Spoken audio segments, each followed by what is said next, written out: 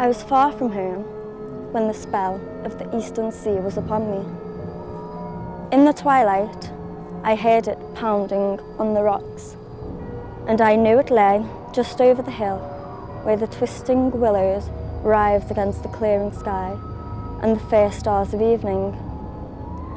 And though my fathers had called me to the ancient town beyond, I pushed on along the road that soared lonely up to where Aldebaran twinkled among the trees, on toward the very ancient town I had never seen, but often dreamed of. It was the Yuletide that men call Christmas, though they know in their hearts it was older than Bethlehem and Babylon.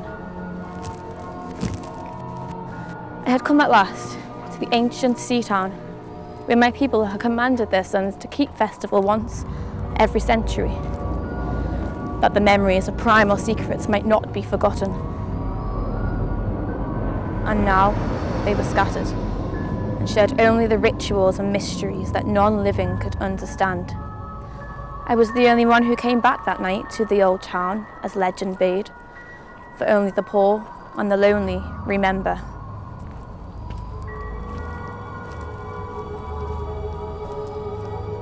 Beside the road I saw a burying ground, where black gravestones stood ghoulish up from the ground like the decaying fingernails of a gigantic corpse. The road itself was lonely, and I sometimes thought I heard a horrible, distant creaking noise, as of a gibbet in the wind. They had hanged 4 kinsmen of mine for witchcraft in 1692, but I did not know just where.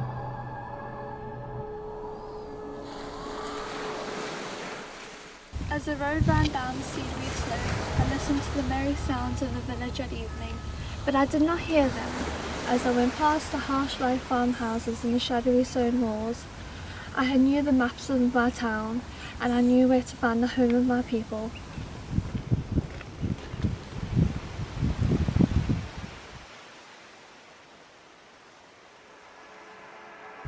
When my knock was answered, I was fully afraid, for I had not heard footsteps in the doorway. But my fear was soon gone as I seen an old man in the doorway. His bland face reassured me. Although he showed signs that he was dumb, he wrote a quaint and ancient welcome of the stylus, the wax tablet he carried. He beckoned me into a low, candlelit room with massive exposed rafters and dark, stiff, sparse furniture of the 17th century. There was a cavernous fireplace and a spinning wheel, at which a bent, old woman, loose-wrapped, sat back toward me, silently spinning. The high back settle faced the row of curtained windows at the left, which seemed to be occupied, though I wasn't sure. I did not like everything about what I saw, and felt again the fear I had had. This fear grew stronger from what had before lessened it, for the more I looked at the old man's bland face, the more its very blandness terrified me. I was sure it was not a face at all, but a fiendishly cunning mask. But he wrote genially on the tablet, and told me I must wait a while before I could be led to the place of the festival. Pointing to a table, chair, and a pile of books, the old man now left the room. I sat down to read, only to discover the unmentionable Necronomicon of the mad Arab Abdul al-Zarad in the forbidden Latin translation. A book which I had never seen, but of which I had heard monstrous things whispered. I could hear the creaking of the signs in the wind outside, and the whir of the wheel as the bonneted old woman continued on with her silent spinning.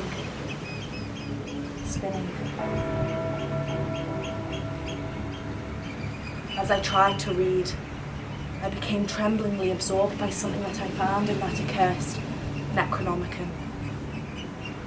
A legend too hideous for sanity or consciousness. But I disliked it immediately, and I fancied I'd heard one of the windows closing that the settle faced, as if it had been stealthily opened. After that, I lost the feeling that there were persons on the settle, and I read on, intently and shudderingly, until the very old man came back and sat down on that very seat, until I could not see him anymore. When 11 struck, however, the old man stood up and glided to a carved chest in the corner of the room and pulled out 2 hooded cloaks, the first of which he donned, the second of which he draped over the old woman who was ceasing her monotonous spinning. They started for the outer door, the lame woman creeping behind, and the man, after picking up the very book I had been reading, beckoned me forward and pulled his hood over that unmoving mask or face.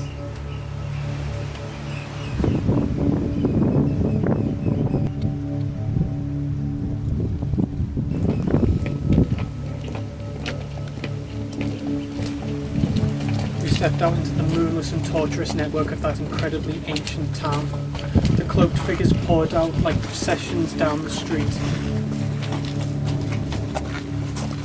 I followed my voiceless guides, seeing never a face and hearing never a word.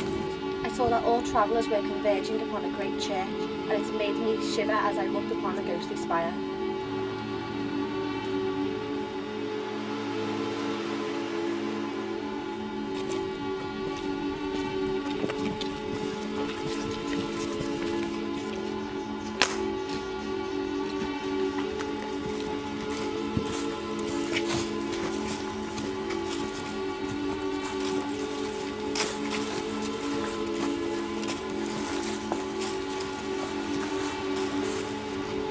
I waited till the crowd had oozed into the black doorway, until the strugglers had followed. The old man was pulling at my sleeve. I was determined to be the last, crossing the threshold of the swarming temple by my own darkness. I walked apprehensively into the outside world, inside the dark, ancient building. The church was scarce lighted. In a moment we were all descending an ominous staircase, damp and peculiarly odorous, that wound endlessly into the bowels of the hill. What troubled me most was that the myriad footfalls made no sound and set up no echo.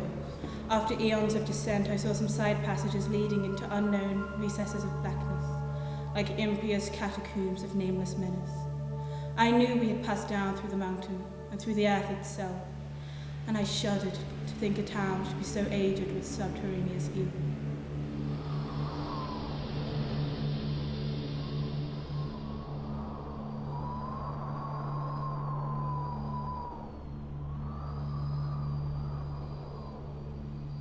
Then I saw a lurid shimmering of pale light and heard the insidious lapping of sunless waters. I wished bitterly that no forefather had summoned me to this primal rite, and suddenly there spread out before me the boundless vista of the inner world, of that shore joining the blackest gulfs of a memorial ocean, in which there stood a flaming column of light. The cloaked throngs formed a semicircle. It was the Yule rite, older than man and fated to survive him. The primal rite of fire and evergreen. I saw them do the rite in the column of flame. This frightened me most, spouting volcanically from depths profound and inconceivable, casting no shadows as healthy flame should. For all in that seething combustion no warmth lay, but only the clamminess of death and corruption. The man who had brought me now squirmed to a point directly beside the hideous flame, and made stiff, ceremonial gestures to the semicircle he faced. He held above his head that abhorrent Necronomicon he had taken with him, precipitating as it did a horror so unthinkable and unexpected. There, out of the unimaginable blackness beyond, there flopped rhythmically a horde of trained, tamed, winged hybrid things that no sound eye could ever wholly grasp, or sound brain ever wholly remember. They are something I cannot and must not recall. The cloaked figures seized and mounted them, and rode off one by one into pits and galleries of panic, where poison springs fed frightful into undiscoverable cataracts. The old man remained, only because I had refused to mount one of the animals when he had beckoned me and ride like the rest. As I staggered to my feet, I seen that 2 of the beasts were patiently standing by. As I hung back, the old man drew from his cloak his tablet and stylus and wrote that he had founded the Yule worship in this ancient place, and that it had been foretold that I would return, and that the ancient secrets were yet to be performed. He pulled from his cloak a seal ring and a watch to prove that he was who he said he was, but it was a hideous proof, because I knew from ancient papers that the watch had been buried with my great-great-great-grandfather in 1698.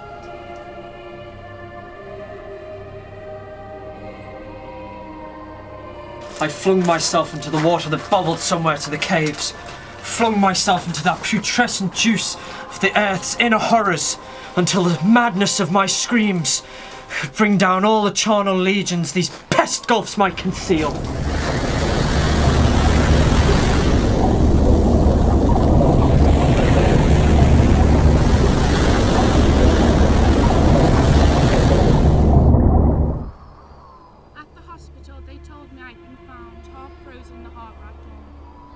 They told me I'd taken the wrong fork of Hill Road the night before and fell over the cliffs. There was nothing I could say because everything was wrong. Everything was wrong. Ancient streets I walk now were modern, the sound of cars and people on the streets. They insisted that this was the town I arrived in, and I could not deny it. Local doctors said something about a psychosis and agreed I'd better get any harassing obsessions off my mind.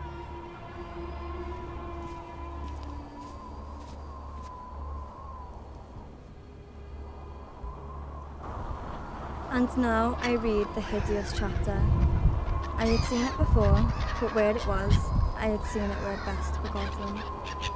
My dreams are filled with terror from phrases I dare not quote. I dare but quote only one paragraph, made into English as best I could from the awkward, low Latin. The nethermost caverns, wrote the mad Arab, are not for the fathomest of eyes to see, for their marvels are strange and terrifying.